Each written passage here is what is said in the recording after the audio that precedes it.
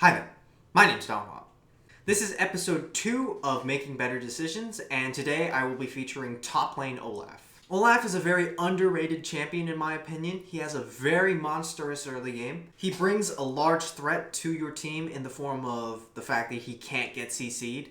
He's also an extremely strong duelist thanks to his W, his E, and pretty much his entire kit. This is a game to try and help you improve your own decision making. So how it works is you will have to do a bit of simple math. You start out with 20 points. Every time you answer a question correctly, you don't lose any points. If you answer a question incorrectly, you lose the amount of points shown. If you don't make a decision within 3 seconds, you lose 2 points. Indecisiveness is just as bad as making a bad decision. So, with that, let's begin. First off, what item do you start with on Olaf against Gnar? The best decision would be Doran's Blade. Doran's Blade gives you everything you need. It gives you sustain, it gives you HP, and it gives you lane dominance. On Olaf, you want to do a camp at level 1.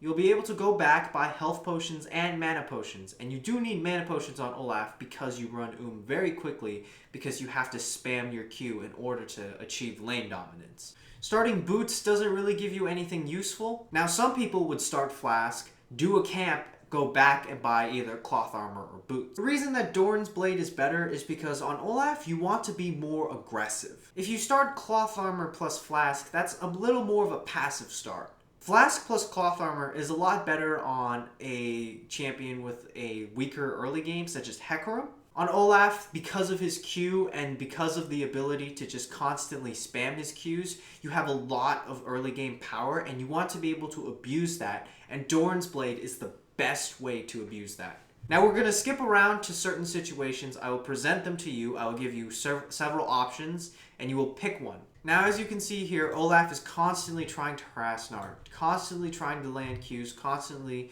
trying to get an edge on him. Now right here, Olaf has asserted his lane dominance. He has brought Gnar down to his last health potion.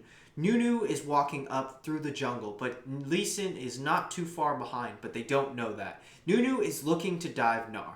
Lee Sin is fairly close by. Should you or should you not dive Gnar? Here, you risk very little when you dive Gnar. Yes, Lee Sin is very close and he is about to follow up and try to save Gnar. But Gnar is very squishy early game, and Olaf and Nunu combined, their damage will be able to burst down Gnar before Lee Sin gets a chance to really make an impact. Nunu is very tanky, so he can soak up at least 2 or 3 tower shots before he gets low. Nunu's Snowball is a guaranteed point-click CC ability. When it lands, Olaf will be able to land a free Q onto Gnar, which will also slow him. Olaf will be able to continue picking up axes and continue throwing them at Gnar until he's dead. Even though Gnar has his hop and his flash, he won't be able to get away between the combined slows of Nunu and Olaf. And by the time that Lee Sin gets here, he won't have really been able to do much to protect Gnar. Now here, Nunu dies to Lee Sin and gives red buff over to him. As Olaf, what do? Do you fight him or do you run? Running isn't a really good option here. First of all, you can fight Lee Sin. Even though you're out of mana and you won't have any abilities up, you can still fight him because you're 2 levels up on Lee Sin.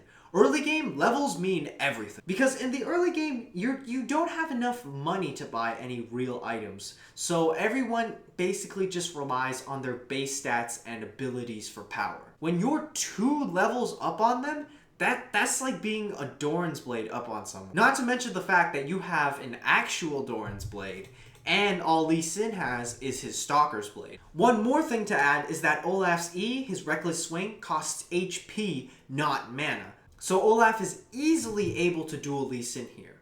If Olaf had decided to run, Lee Sin would have slowly procced red buffs and stuck on Olaf until he was dead. Fighting Lee Sin is definitely the best decision.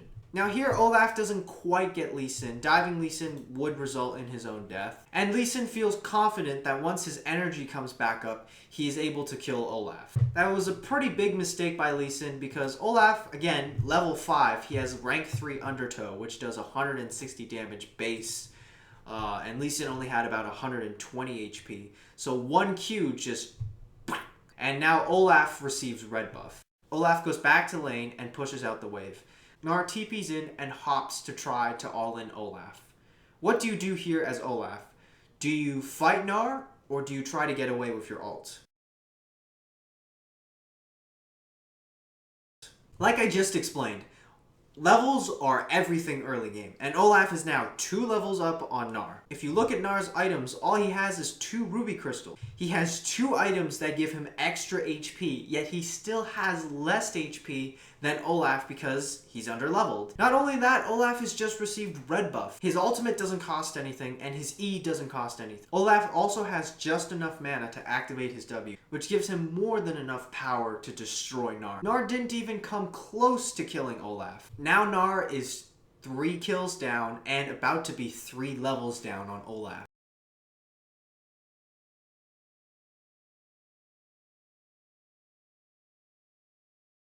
Olaf goes back to base and buys his item. Now, when you're this ahead on any champion, it's pretty much up to the player's choice on what they wish to buy. He could have bought Bilgewater Cutlass, he could have bought Brutalizer. He decides instead to go for the Phage for the speed up and stick potential. Now, right here, what do you want to do? When you're this far ahead on any champion, what you want to do is you want to zone people away from the wave. Again, experience is so important early game. By zoning Gnar away from the wave, not only are you denying him gold, you're denying him his level 6, which is a big part of why Gnar is useful. If you land a single Q on Olaf, you want to just go all in, because after you land the first Q, you can pretty much just continuously land Qs. And that's exactly what this Olaf does, is after he lands the first Q, he goes all in on Gnar and kills him again.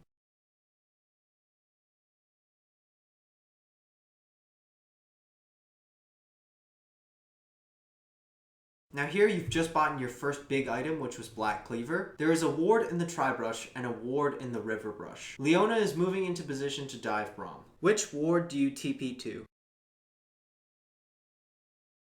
The best decision here is to teleport to the tower as Braum is being dove. If you decide to TP to either of the 2 wards, Braum will likely have already died by the time the teleport is finished channeling. You'll probably pick up at least 1 kill in return, but it's not the absolute best decision. If you teleport before Leona goes in, by the time your teleport is finished channeling, they will have already gotten a sizable amount of distance away from the tower. If you wait until Leona goes all in, then she will have tower aggro on her, and you will guarantee at least 1 free kill. Now here, with the help of Nunu, you secure an easy kill, and you can secure a free dragon right after.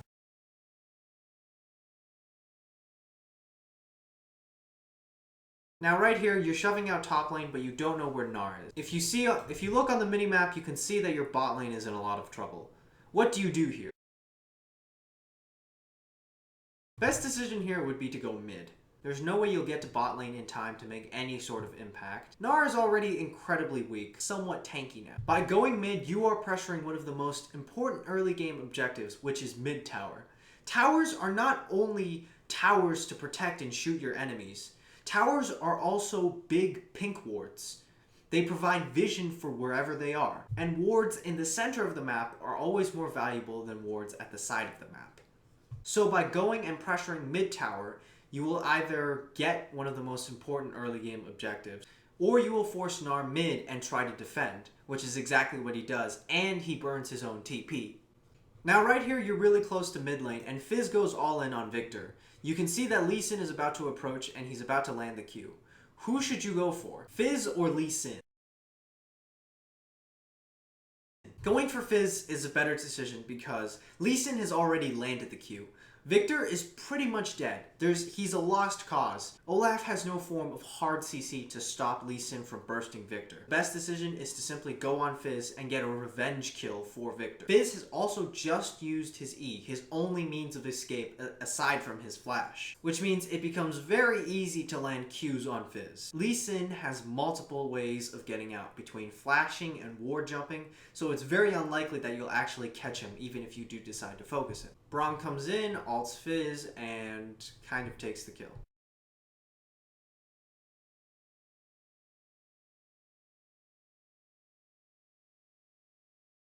Now right here, Olaf is shoving top, and he's just landed an axe onto Gnar. What do you do? If you look at Gnar's items, he's gotten straight tank, and he's about to hit his mega form. While Gnar isn't able to CC Olaf because of his ultimate, he is tanky enough to survive Olaf's damage for a long period of time. Could you have gotten the kill on Gnar?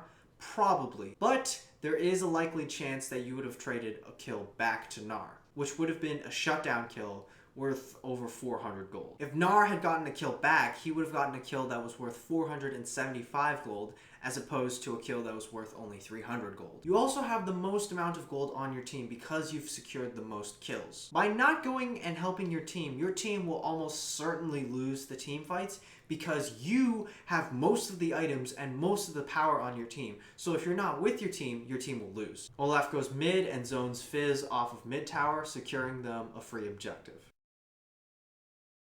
Now, right here, your team is dancing around mid. Blue is about to come up for the enemy, and Fizz is about to go grab that. What should you do? Should you go mid and try to pressure mid tower? Should you try to get a pick in the jungle? Should you try to go for a 20-minute Baron? Or should you simply try to go for a 5-on-5 team fight? Baron has been picked in advance by blue side. They have very good vision control around Baron, so they already know in advance that Baron has no wards on it. Between Fizz and Lee Sin, blue buff will take around 7 seconds. Now, Baron does do a lot of damage, but with Nunu and Olaf, with Olaf's W natural sustain and Nunu's consume, they can easily secure Baron. They can easily secure a 20-minute Baron before the other team notices. Now here, Gnar jumps in and ults 2 members.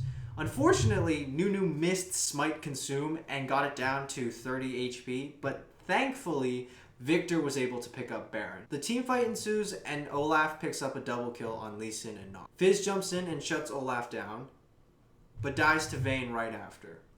Graves and Leona now have free reign and kills 2 more members of blue team. Even though Graves got 3 kills, which is pretty big, the overall trade was 4 kills for 3 kills and a Baron. So in the end, it was worth, and the gold overall goes into the favor of blue sides with about a 1k gold lead now.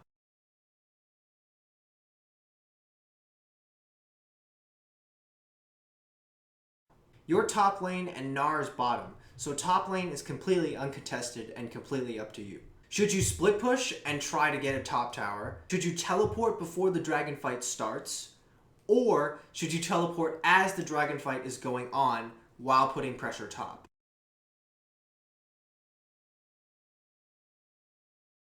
The best decision here is to teleport before the dragon fight starts. Teleport has a 3.5 second channel time. So if you teleport as the dragon fight is going on, that's 3.5 seconds that your team is fighting a 4v5. And 3.5 seconds during a team fight can be huge. Not only that, generally with Olaf you want to be with your team because most Olafs like to build Righteous Glory, and Righteous Glory is an item that you use with your teammates. So let's watch this team fight unfold. This is really good positioning by blue team because the red team has a lot of area of effect CC between Gnar and Leona, so they don't really want to clump up inside the dragon pit. Now, Gnar could have gotten a really nice ultimate here, but unfortunately he gets stunned by the gravity field. He still gets a decent ultimate and is able to stun Vayne, and Fizz goes in. Fizz just gets destroyed by Victor and Olaf damage. He can't do anything, he dies almost instantly, and Olaf is able to then clean up the rest of the team and secure a triple kill. Blue team goes down mid and gets 2 mid towers.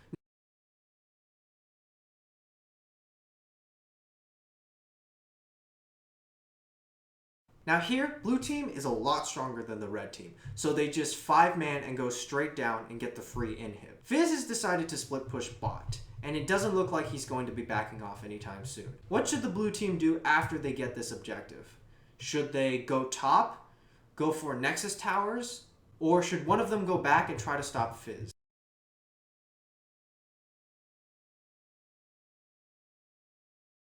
These days, most Fizzes don't really build Lichbane, and even if they did, they're not that big of a threat as a split pusher. If you look at the minimap, there's a fairly sizable wave building towards the top tower. If you go top, you can get a free tower, and if Fizz doesn't back off, you can probably get another inhibitor tower and another inhib. However, blue team starts to get greedy and simply tries to go all in and dives red team through double Nexus turrets. Now, at first it looks pretty good, but Fizz sees this and decides to immediately back off. And once he gets here, Fizz just kind of cleans up everyone and picks up a ton of kills. Now, overall, the trade looks close with a 3 for 5 in the favor of red team.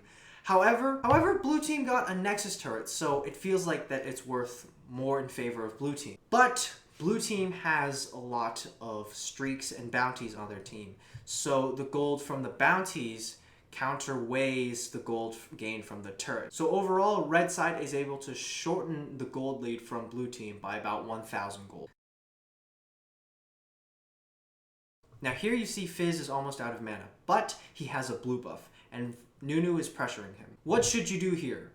Should you go as 5 to go start Baron? Should you go by yourself and try to engage a fight? Should you go top and try to take the low health top tower? Or should you try to get vision around Baron and try to start a team fight around that? Best decision here is to simply go in by yourself. Red team is clumped up in a line. Very easy to land axes on multiple people when they're clumped up like this. Between your Righteous Glory and your ultimate speed up, it's very likely you'll be able to catch one of their carries. Your team nearly won a fight inside double Nexus turrets, so simply going all in and landing slows on multiple players will guarantee the start of a team fight that you guys will probably win, simply because you guys have a sizable lead. Olaf is brought very low, but the rest of his team is able to catch up and pick off the rest of red team, ending the game shortly after. Thanks for watching, guys. I hope you enjoyed. If you have any feedback, please leave them. I'm trying to make these a little bit more challenging because as I could tell from the comments that I think it was a little too easy the first time. So hopefully it's better this time. Thanks for watching, guys. If you have a specific champion matchup or a specific champion you'd like me to do, please leave a comment down below, and I'll see you guys next time.